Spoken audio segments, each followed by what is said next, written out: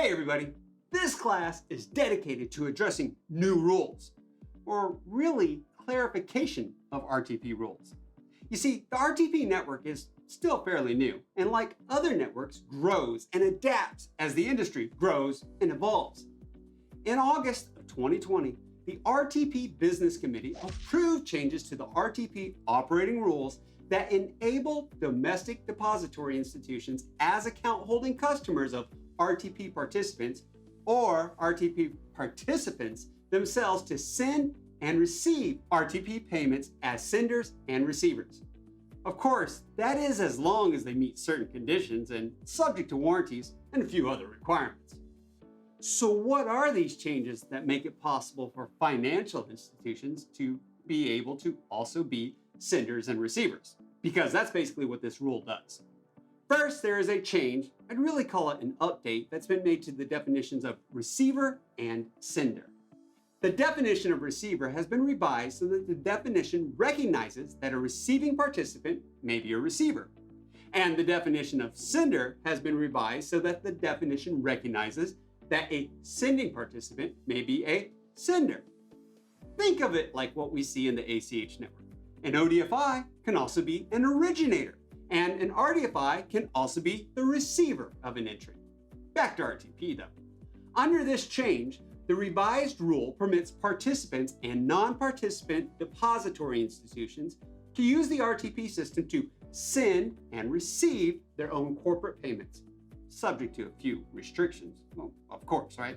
But to be more specific, sending participants are permitted to send RTP payments in which other participants or other domestic depository institutions are the RTP payment senders and or receivers, so long as there are no further payables on behalf of and or receivables on behalf of parties related to the payment. You see, the big catch here is that as long as there are no further payables on behalf of someone else. Think of it like the ultimate beneficiary rule that we have today from FinCEN. The money can't be going to somebody else, okay? The change does not permit a depository institution to be a sender if the payment is being sent by the depository institution on behalf of another party, or to be a receiver if the payment is being received by the depository institution for further credit to another party. And in addition to those conditions, this change does not permit use of the RTP system for cover payments.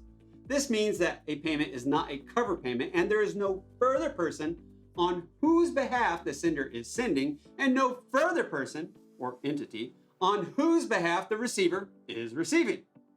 And as far as the warranties that are involved, the rule requires a sending participant that submits an RTP payment in which another participant or domestic depository institution is the sender or the receiver to warrant that the payment meets the requirements for sending such payments.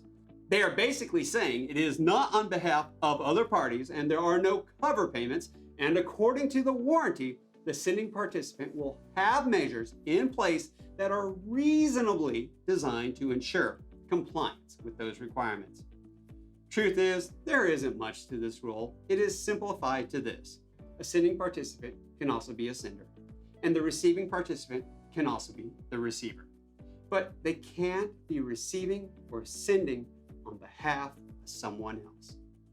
Now, keeping up with understanding the participants is always important, and so is keeping up with the rules changes. And when more rules changes come, expect to see more classes from the Payments Professor on RTP.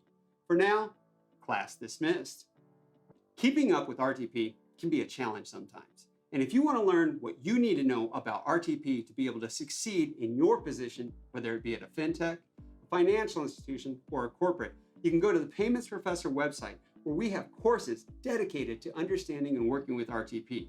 In all of our courses, we break them into short, singular subjects like this video to make it easier for you to be able to focus on what you need to learn so that you, again, can do what? Succeed in your career, and do so having a little fun, a little entertainment, and a lot of engagement. I'm the Payments Professor, and for now, class dismissed.